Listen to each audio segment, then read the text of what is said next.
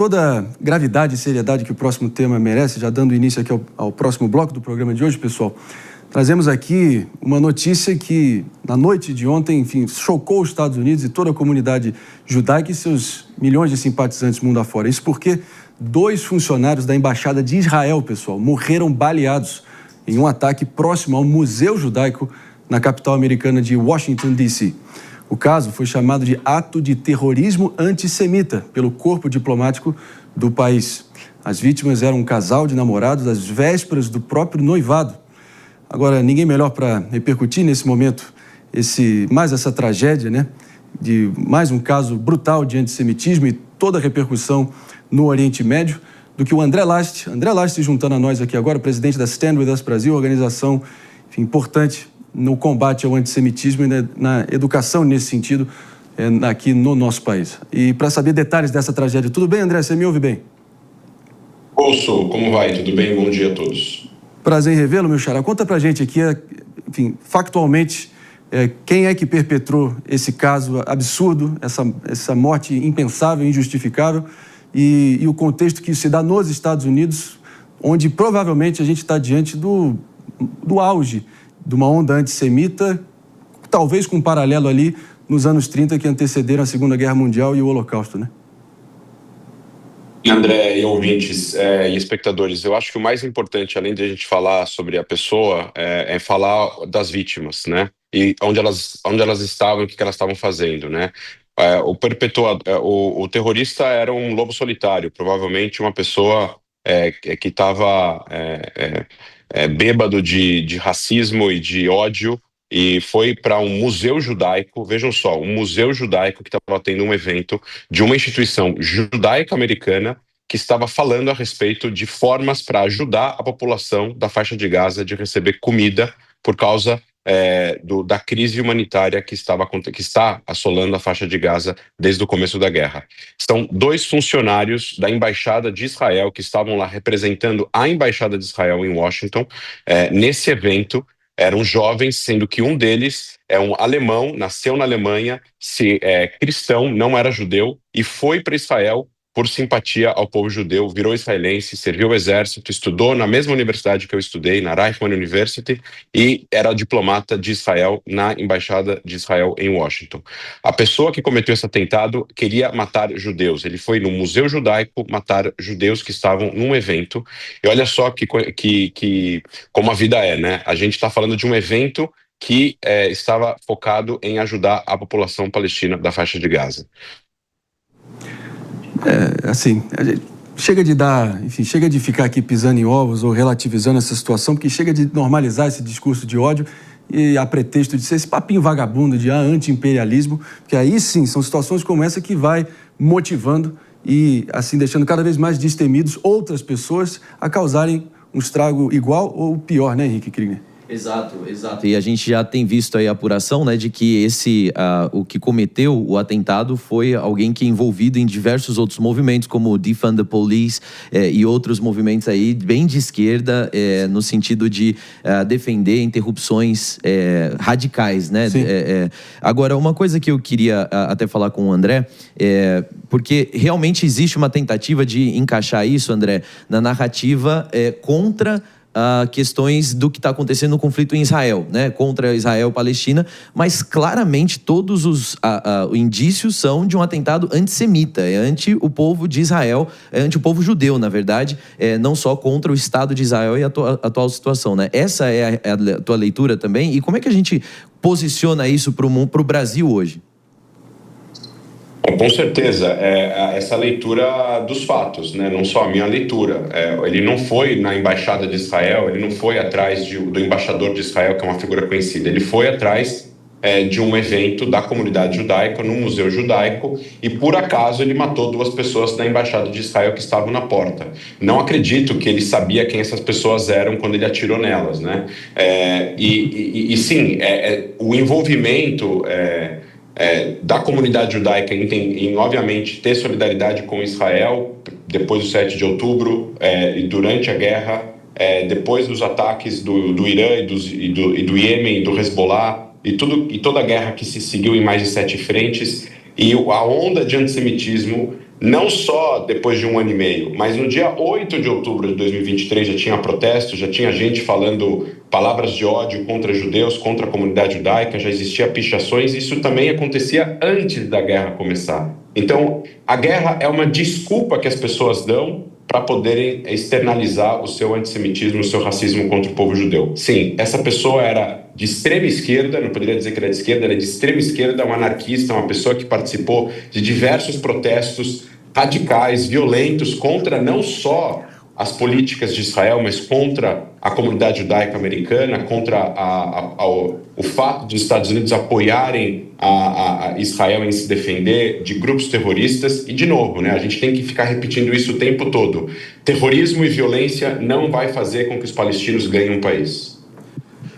É isso aí, André Lage. Vamos com o Mano Ferreira aqui para a próxima pergunta. Bom dia, André. Obrigado por estar aqui com a gente repercutindo esse tema tão importante. E eu queria trazer a situação para o Brasil, porque a comunidade judaica brasileira é muito importante e tem sofrido um aumento do antissemitismo, né? Como que esse atentado repercute por aqui e o que precisamos fazer para combater o antissemitismo aqui no Brasil? Repercute muito forte, né? Porque é um atentado nas Américas, é um atentado num país relativamente seguro, nos Estados Unidos, é um atentado na capital dos Estados Unidos, o país mais importante, mais rico e mais poderoso do planeta. Então repercute, obviamente. Então, primeiramente, as missões israelenses vão ficar mais seguras a partir de agora. Foi dado um alerta aí de Israel para diplomatas israelenses aumentarem a segurança pessoal e das instituições, e obviamente a comunidade judaica acompanha isso. As instituições judaicas vão ficar mais alertas, mais seguras, vai ter mais policiamento nos eventos, nas ruas, para proteger a comunidade judaica. Obviamente que também repercute o aumento do antissemitismo no Brasil, não só por causa desse atentado, mas desde o começo da guerra, um aumento de mais de 1000% de casos de antissemitismo no Brasil desde o começo da guerra. E para se combater isso, existem duas formas. Educacionalmente, que é o que nós fazemos na nossa instituição, na Stand Brasil, mas não só. Tem a questão punitiva, tem a questão corrigiva, né, do governo brasileiro, do governo dos estados, do governo das cidades, de punirem atos de antissemitismo, de julgarem, de terem exemplos claros de que não é legal ser antissemita, é racismo contra judeus, e isso dá cadeia no Brasil e deveria ser levado a cabo todos esses atos antissemitas. Então, para se combater isso, precisa de justiça, essa justiça precisa funcionar bem e, obviamente, precisa do exemplo. E esse exemplo, o governo federal falhou em dar dentro do Brasil. O governo federal é um dos responsáveis pelo aumento do antissemitismo no Brasil. Agora, André Lage, vamos dar um passo atrás aqui, olhar o pano de fundo diplomático, geopolítico e militar, principalmente ali olhando os últimos acontecimentos. Publicamente, o presidente Donald Trump, que já veio, inclusive, prestar as condolências, condenar como um claro ato, enfim, terrorista de antissemitismo o que aconteceu com esse casal, mas recentemente ele vem dizendo que a sangria precisa ser estancada, realmente o conflito precisa ser encerrado, colocando uma pressão ali no governo israelense e, de certa forma, fazendo acenos ali a possível criação tão desejada por setores, enfim, da comunidade internacional do Estado palestino. Até, enfim, boataria de que ele estaria, enfim, um pouco, enfim, ali numa rota de colisão com o primeiro-ministro Benjamin Netanyahu. O que é fato, o que é fake, sua expectativa olhando adiante, quando o próprio Netanyahu disse claramente, ele só vai aceitar as condições que estão postas condicionadas ao plano oferecido pelo presidente Donald Trump. Extinção do Hamas enquanto partido, remoção de todos os reféns e remoção de todo o povo palestino da região até que uma solução seja encontrada. Como é que você está vendo a questão diplomática e geopolítica no momento? Eu tenho uma leitura um pouco diferente. A minha leitura é que, primeiro, a guerra, de acordo com o que o governo de Israel fala, ontem o Netanyahu deu uma entrevista coletiva rara que ele dá para a imprensa israelense, né? E ele disse que a guerra poderia acabar amanhã, caso, obviamente, os reféns fossem libertados, o Hamas deixasse as suas armas, a sua liderança fosse colocada no exílio, e aí, então, um plano de reconstrução da faixa de Gaza para as pessoas que continuam desejando morar ali.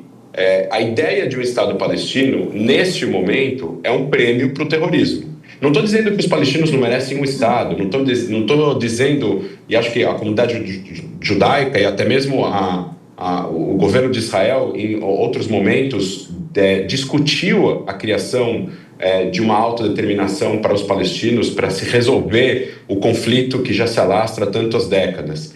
Mas neste momento onde quem lidera os movimentos palestinos políticos são radicais que desejam destruir Israel e não aceitar a existência do lar nacional do povo judeu, é um prêmio para o terrorismo. Ou seja, você comete um atentado e em um ano mata 1.200 pessoas e um ano e meio depois querem te dar um país. É dessa forma, não que os palestinos não mereçam isso, eles merecem, mas é dessa forma que o terrorismo mundial enxerga e a mensagem que fica é que vale a pena usar a violência contra civis para atingir objetivos políticos. Então, o que especialistas que entendem de segurança dizem é muito simples. Primeiro, o fim da guerra. E para chegar no fim da guerra, o Hamas tem que sair do poder. Depois que o Hamas sair do poder, depois que Gaza for desmilitarizada e depois que Gaza for reconstruída e tiver um governo palestino unificado na Cisjordânia e Gaza, que controle com bons olhos internacionais a população palestina, aí sim esse governo precisa sentar e negociar com o governo de Israel em todas as outras questões que precisam ser negociadas, que a gente não está nesse ponto ainda. A gente está agora num ponto de o uso de reféns e da população civil palestina por um grupo terrorista genocida, que é o Hamas, para atingir os seus objetivos militares e religiosos. Então não tem como falar de uma situação política que vai acontecer daqui a 10, daqui a 5, daqui a 20 anos, sem resolver uma questão que é emergencial agora. E agora a gente precisa resolver outra questão, a saída dos reféns e a saída do Hamas do poder na faixa de Gaza. E libertar os 2 milhões de palestinos que vivem sob o controle do Hamas. A situação complexa, para dizer o mínimo. O próprio primeiro-ministro Netanyahu, nessa rara coletiva de imprensa, ele anunciou que há um plano de envio de ajuda humanitária para a faixa de Gaza, no que ele chamou de uma espécie de zona estéril, onde realmente todos os moradores teriam acesso ali e talvez um pouco mais afastados dos terroristas do Hamas, que vem saqueando todos esses suprimentos e vendendo com preço inflacionado para financiar o próprio exército. Exato. É impressionante como enfim, as cabeças, né, do terrorismo do Hamas seguem nascendo como se fosse uma hidra, né? É chocante, mas de qualquer modo eu vou trazer aqui a delegada Raquel Galinatti, André, para fazer a próxima pergunta. Diante de tanta dor, de tanta perseguição geopolítica, que é equivalente a essa hipocrisia internacional, como que o povo judeu mantém a sua força, a sua identidade como um povo? Olha, Raquel, o povo judeu passou por genocídios, extermínios, perseguições e expulsões durante os últimos 3.000 anos, 3.500 anos, e não é dessa vez que o povo judeu vai perder a sua força. A força é inerente da nossa história, dos nossos antepassados, da nossa cultura e da nossa tradição, de ser um povo resiliente e de ser positivo de que dias melhores virão. Então, a gente não vai ver, espero eu, a vitimização coletiva do povo. O povo vai continuar lamentando os seus caídos e os seus assassinados, vai lembrar os seus heróis e vai continuar seguindo adiante, tentando trazer paz e luz para o mundo, que é assim que o povo judeu sempre conduziu a sua história. Relaxa, uma pergunta final aqui. Como é que você vê essa dualidade entre, enfim, o respeito e o carinho que os respectivos povos do Brasil e dos Estados Unidos têm e também o ódio que existe em relação ao povo judeu? O que eu quero dizer com isso? Se você olhar para o caso brasileiro, você vê que a maior fonte de antissemitismo ou de desrespeito à comunidade judaica geralmente concentrada em setores da esquerda nacional, enquanto a direita brasileira, principalmente neopentecostal e evangélica, ostenta bandeiras do Estado israelense em várias manifestações. Já nos Estados Unidos, a gente está vendo que não está restrito apenas à extrema esquerda desse terrorista que acabou perpetrando essa tragédia que vimos em Washington ontem, mas também cada vez mais em setores extremistas na direita americana, com microfones muito influentes. Como é que você está vendo esse movimento atual e esse comparativo Brasil e Estados Unidos? Não, então, existe sim uma solidariedade e um amor muito grande dos setores cristãos, tanto no Brasil quanto nos Estados Unidos, como em outros países também da Europa e na Ásia, em relação a Israel, em relação ao povo judeu como um todo. No Brasil existe sim um grande problema em setores de esquerda, com certeza em toda a extrema esquerda brasileira, e também existe, André, na extrema-direita brasileira. Na extrema-direita brasileira, neonazistas, já tem uma pesquisa de vários várias universidades, da USP, da Unicamp, mostrando um aumento de apologia ao nazismo, de pessoas que são neonazistas no Brasil, eventualmente aí querendo levar a cabo ataques contra a comunidade judaica. Já houve no passado prisões no sul do Brasil, onde se concentraram aí uma grande população de pessoas que se identificavam com nazistas. Lembrando que o maior partido nazista fora da Alemanha, na época da Segunda Guerra Mundial, foi no Brasil. Então, existem sim setores da extrema-direita no Brasil problemáticas em relação a judeus. O problema é que, enquanto que a extrema-direita historicamente é anti o povo judeu ou o judeu como indivíduo, a extrema-esquerda e setores de esquerda são anti os judeus no coletivo. E a maior personificação coletiva da comunidade judaica foi a criação de Israel há 77 anos atrás. Então, eles odeiam Israel, eles acham que Israel não deveria existir porque isso é politicamente correto hoje em dia. Não é antissemitismo legalmente falando, falar que você é contra a existência de Israel. Deveria ser, mas não é. Então, existem... Hoje em dia, as pessoas são mais tolerantes a esse ódio, não deveriam ser, e é por isso que ele cresce tanto. E é isso que nós estamos fazendo nessa entrevista. Nós estamos educando a população brasileira de que você ser contra judeus no indivíduo e no coletivo é antissemitismo e precisa ser combatido e levado à justiça as pessoas que cometem isso. É isso. Assim, pelo menos falando por mim aqui, assina embaixo, chega de normalizar esse discurso de ódio, preconceito, esse papinho asqueroso, velado de anti-sionismo, mas no fundo é o mais puro preconceito venenoso, horroroso e que a gente precisa aqui repudiar dia após dia. Tá aí, pessoal, casal planejando toda uma vida pela frente, prestes a noivarem, acaba, enfim, pelo menos aconteceu nos Estados Unidos, e esse cidadão, esse resto de gente, esse verme imundo, asqueroso que acabou levando isso a cabo, André Last, enfim, pelo menos a tendência é que ele tenha o peso da justiça fortíssimo contra ele, né? Assim esperamos. A gente agradece demais a presença do presidente da Stand With Us Brasil, voz mais do que influente na comunidade judaica brasileira e um defensor implacável da educação contra o antissemitismo no Brasil e no mundo. André Last, obrigado pela presença. Obrigado, um abraço a todos.